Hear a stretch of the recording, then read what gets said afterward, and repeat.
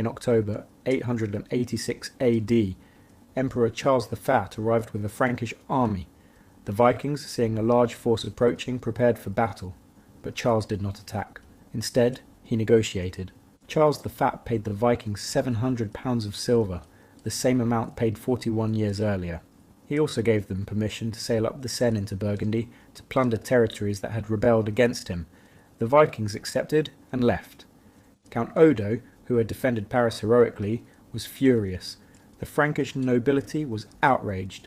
Charles the Fat had paid the Vikings and let them loot his own empire rather than fight them. This humiliation would have consequences. In 887 AD, Charles the Fat was deposed. In 888 AD, Count Odo was elected King of West Francia. But the Vikings had learned something crucial during that siege. While they had failed to take Paris by force, they had proven that they could not be dislodged once they settled, and the Franks, for all their armies, lacked the unity and leadership to drive them out. A new strategy emerged among Viking leaders. Why fight for temporary plunder when you could negotiate for permanent land? Around the year 890 AD, a new Viking leader emerged in Francia. His name was Rollo, and he would change the course of European history. We know frustratingly little about Rollo's early life. Medieval Norse sagas claim he was born in Norway, the son of a powerful earl named Rognvald of Mura. The sagas say he was called Gungu Rolfa, Rollo the Walker, because he was so large that no horse could carry him, so he walked everywhere. Whether this story is true, we don't know. But we do know that, by the early 890s, a Viking chieftain named Rollo was operating in Francia, and he was impossibly ambitious.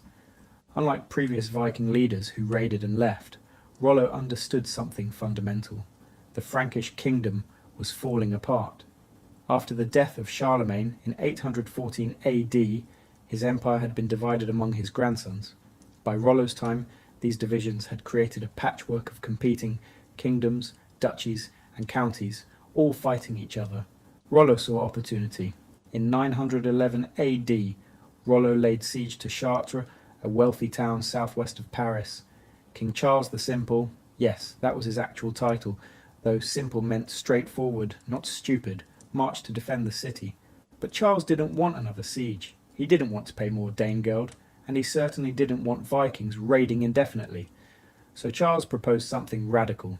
He would give Rollo land, permanent land, territory in northern Francia, centered on the lower Seine River valley, including the city of Rouen.